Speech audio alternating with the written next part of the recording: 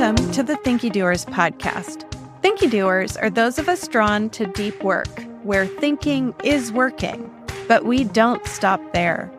We're compelled to move the work from insight to idea, through the messy middle, to find courage and confidence to put our thoughts into action.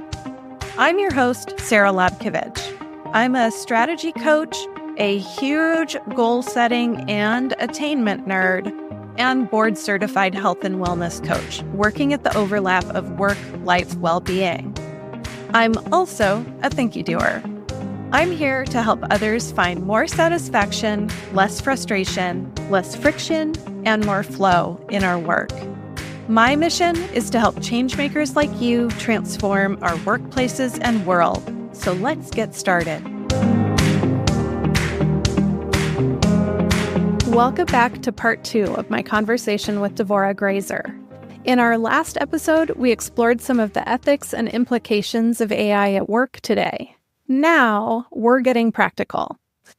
We'll discuss some specific and maybe surprising ways to leverage AI tools, particularly for deep specialists and those of us wired strategically. If you're ready to move from anxiety to agency with AI, while maintaining your ethics and humanity, this episode's for you. Devora, you mentioned kind of the shift from anxiety about AI to agency and how people can leverage AI around their creative vision regardless of what their technical level of proficiency is. Tell me a bit more about how you see the use of AI enabling creative and multi-talented humans. Well, one way that I personally like to use AI, I don't know if you've gotten to this point when creating written content, but I'll have a whole pile of thoughts and they are all over the darn place. If they were sticky notes, they would be like a Mount Everest of sticky notes. And I don't know what the heck to do with them. And I get very frustrated by this. One of the things that I have found that can be great to do is I shove the whole thing into, let's say, Claude. Now, Claude has a feature where you can copy and paste, but you can also upload. So let's say you have a PDF and you have some written documents and some other stuff, and you just dump the whole thing into Claude, and I just say, Claude, exactly what I'm feeling.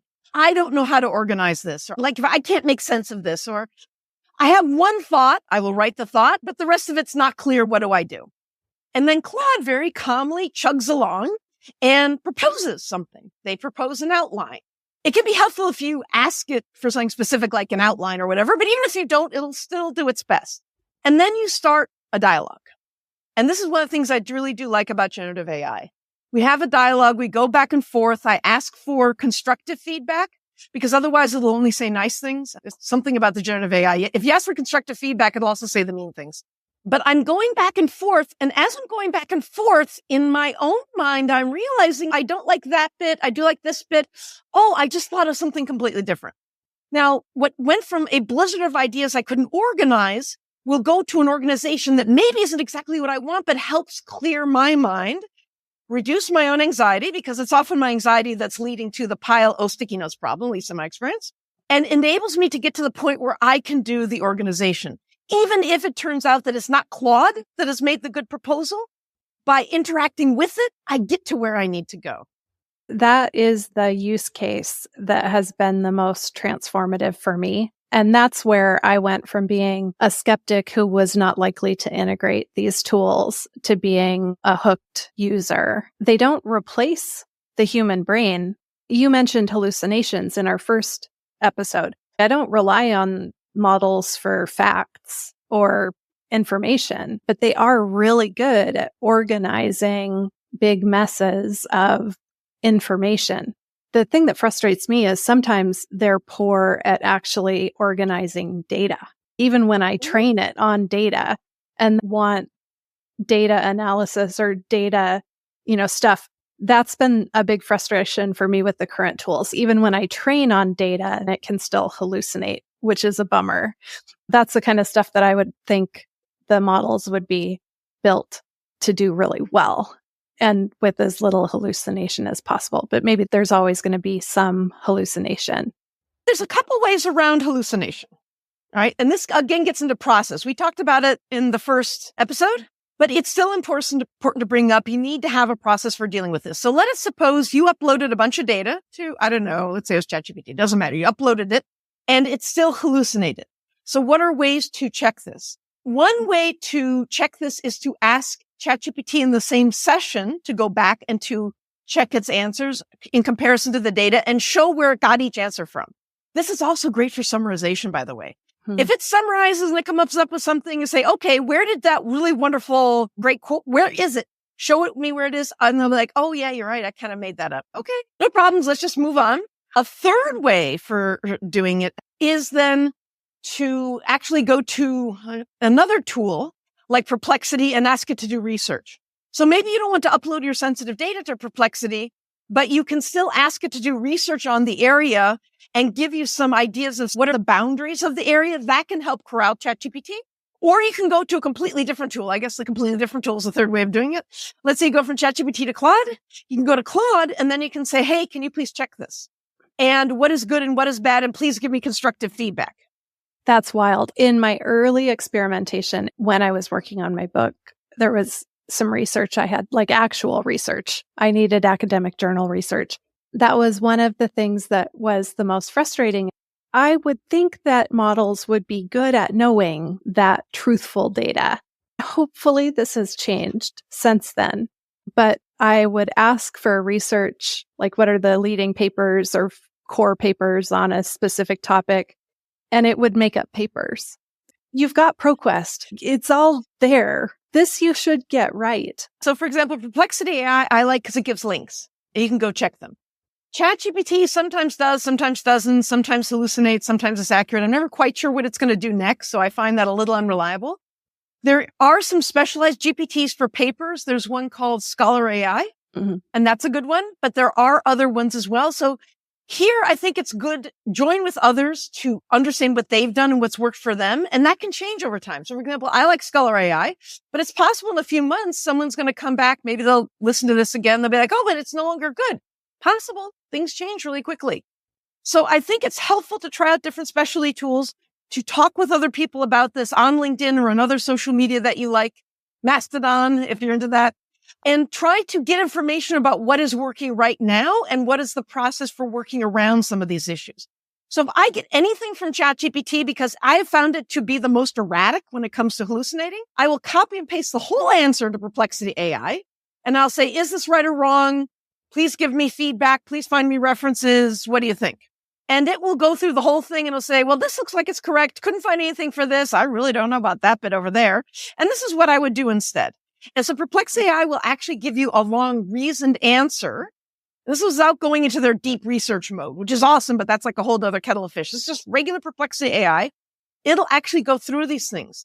So I guess it's unlike Google in the sense where if you get a link and you click on the link exists. If you get a summary with a link, does the link exist? Does it not exist? Does the summary say what the link says? Not always. So here we need to have more of a process for checking for these issues. It can still, however, save a lot of time because if you have a multi-tool process and you leverage the strengths of one tool to shore up the weaknesses of another tool, then you can save a lot of time, but also a lot of mental energy, which you can then spend on things like having deep human thoughts, not corralling the facts, but understanding what they mean from a human perspective, which no AI will really ever be able to do. Yeah. You mentioned in our first conversation the benefits of these tools for people with deep specialization. And that's my listeners. Like, we're the ones that go deep. And I definitely see that in my own work, that using these tools helps me make my work more accessible and more understandable to people, even as a deep specialist. They help me if I need to zoom out and I can't do that on my own, then that's something the tools are really good at, is helping me figure out how to communicate with fill in the blank. Like if I need to communicate with a general business audience that isn't my ICP or my ideal customer profile. So an audience that is majority neurotypical, for example. Most of my people are neurodivergent, and that's who I communicate pretty well with. But if I have to communicate with large groups of neurotypical people or just general population, then I have to adapt my communication style and fidelity and altitude to that audience. And that's where I've found the tools super useful. But you mentioned how powerful these tools are for people with deep specialties. I'd love to hear more about that. Well, just quickly going back to your idea of the persona.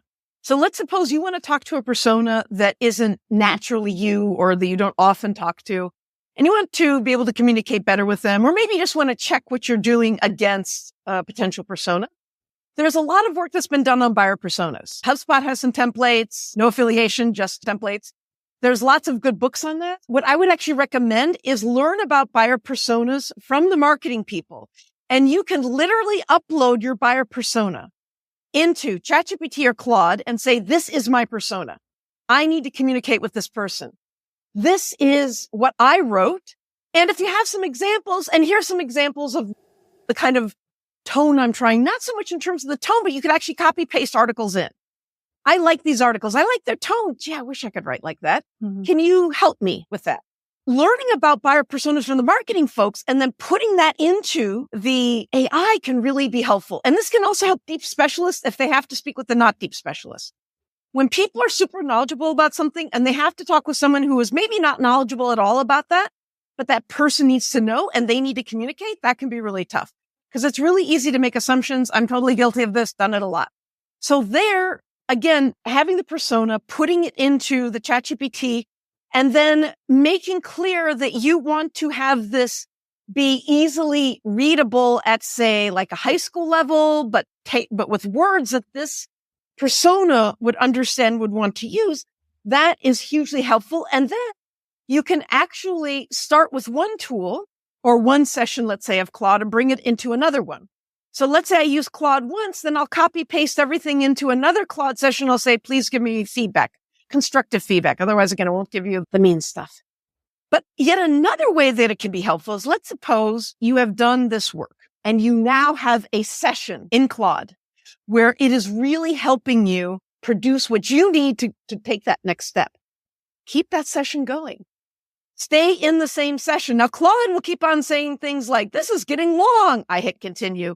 This is really long or really mean it. Continue. Claude and I have a long time argument about that. And I know why that is because it's hard for them to keep the whole session in. But once I have actually Claude communicating with me in a way that helps me with wordsmithing or whatever it is, keep going in that same session. And then you will find that over time, it becomes closer and closer to your ideal output of whatever type that is. Is it a good summary? Is it a way of wording things that is better or more to the point of what you want in your opinion than what you were doing by yourself? Whatever it is, keep going in that same session and don't let it distract you with another session. Say continue all the time. And then you will find that you and the AI are really moving together as deep specialists, but with the output that is focused in the way that you want. Yeah, I am also a Claude user. That was the one that for me felt the most acceptable in terms of policies and ethics. I see a lot of the attention being paid to have these tools write your marketing copy for you or have these tools, God forbid, write a book. Those things. And I don't use them for that at all. I use them for better understanding my thinking and the thinking of the people I interact with who give me permission to add their verbal processing or meeting transcripts to my models. I think partly too, because I am neurodivergent, I'm aware I have gaps in my executive functions. I think of Claude as almost an adaptive assistive technology for me in helping me work with some of those executive functioning gaps that I'm aware of and that I know I have. So are there any ways that you use the tools that you're surprised about? I would actually say, first of all, I discussed the pile of sticky notes thing. I never expected that to work. I just simply thought it would fall down. It works really, really great for that. When it comes to having the AI do something like write your marketing copy, the problem is people mean different things by that. So, for example, I would not have it write my marketing copy, but why is that? Well, first of all, I'm curious. Who are my people? How do I want to talk with them? How do they talk amongst themselves? What do they say to each other? What are their concerns? I really want copy that is going to communicate with them in a way that they want to be communicated with. One of the things that generative AI has helped me with is understanding how to break that down into processes. With verbal communication, I have less of an issue. I try to listen to the person, don't I? But try to have it be an exchange of thoughts and all that. But when it comes to writing, I tend to default to me. I am the audience. Now, ChatGPT and Claude will do the same thing. They default to corporate speak because that's what they think the default should be. So if you don't let them know about what you want, they're going to default. But then again, we do that as humans. So I don't think we can really blame the generative AI for this. Everyone's going to default to their comfort zone. What's great about generative AI is it helped me explore my comfort zone and break down generating marketing content into more pieces, which I then have an easier time tackling one-on-one and bringing it together for something which will appeal to the people I want to appeal to who are not me. Yeah, for me, this is a bit of a disclosure, but for me, the other use that I never would have imagined is I use it when I'm over a threshold, like when I'm under stress. I never imagined I would talk to one of these things about anything other than work, but it's almost become part of my mindfulness practice. Now, one of my tools is when something happens and I'm upset, or when something happens and I'm over a threshold, or especially when I'm having conflict with someone else, I can sit down and say, okay, tool, here's what's happening. Here's how I feel. And they're remarkably empathetic, the ones that I use.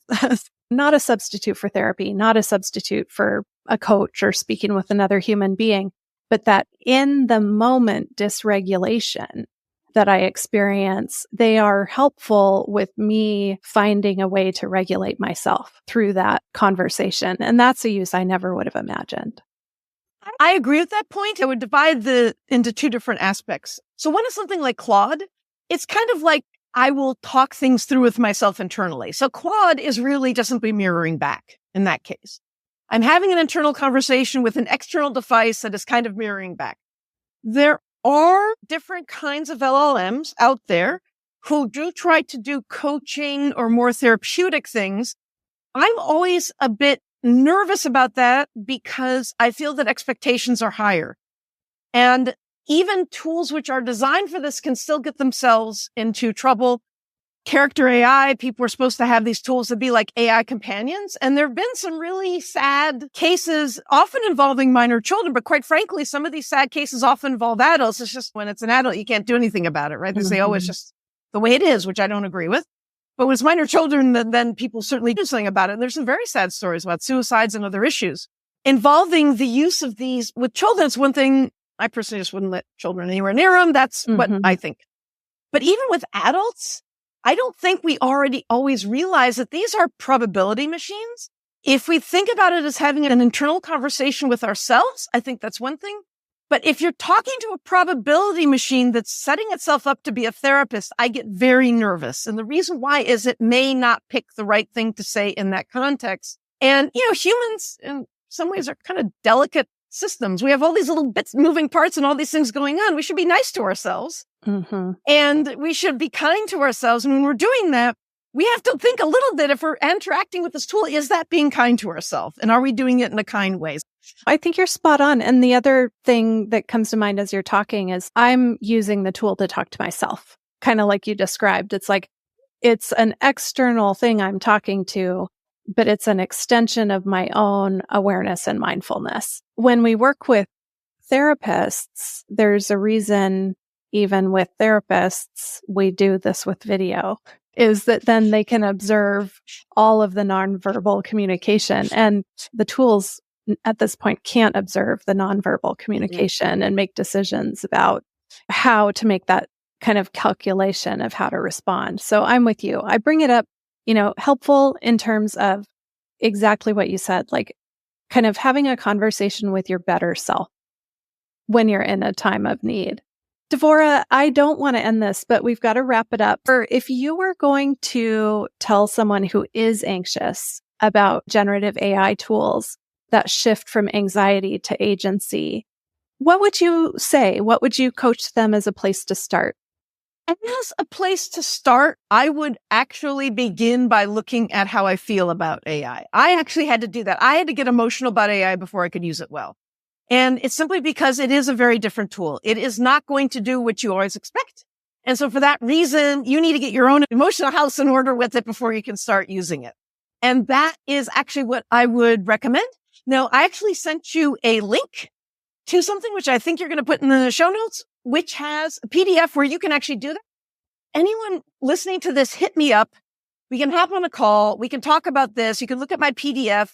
There are resources out there. There are not as many that talk about emotions in AI. And I think that's a mistake. I think that people see it only as a technology, but if we want to use it well, it can't only be a technology like Microsoft Word.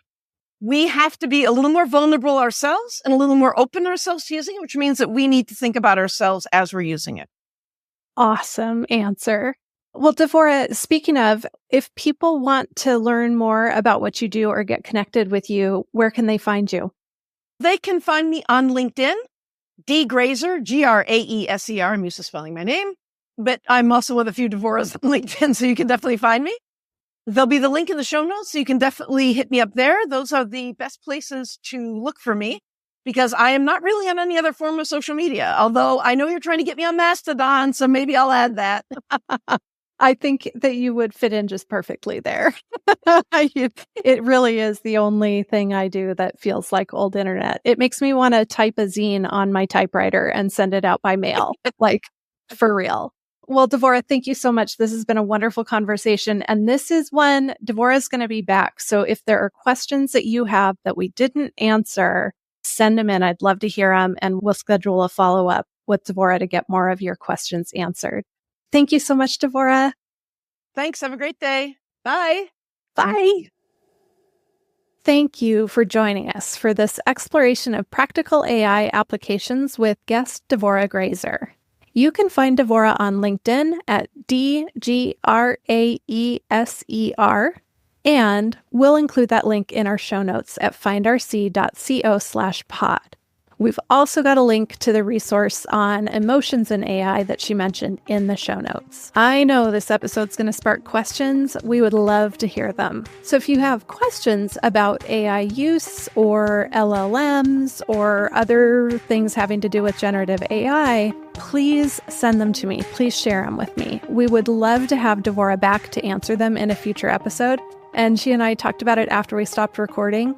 We welcome questions of any kind, so they don't all have to be pro-AI. As long as you're asking curiously and in good faith, we'll do our best to provide a helpful answer. And don't forget, if you haven't already, I'd love to have you on the launch squad for my upcoming books. I need advanced readers, people willing to write reviews if you like the book, social media amplifiers, and really just for folks to be excited to help me get over the days where I don't feel so excited or I feel scared to get this book into the world. If that might be you, join the squad at findrc.co/launch squad, and I cannot wait to get this book into your hands. Thank you for listening. All right, friends, that's it for today. Stay in the loop with everything going on around here by visiting findrc.co/newsletter and joining my mailing list. Got questions? My email addresses are too hard to spell, so visit findrc.co/contact and shoot me a note that way. You'll also find me at Sarah Lobkovich on most of your favorite social media platforms. For today's show notes, visit findrc.co/thinkydoers. If there's someone you'd like featured on this podcast, drop me a note. And if you know other Thinky Doers who'd benefit from this episode, please share. Your referrals, your word of mouth, and your reviews are much appreciated. I'm looking forward to the questions this episode sparks for you, and I look forward to seeing you next time.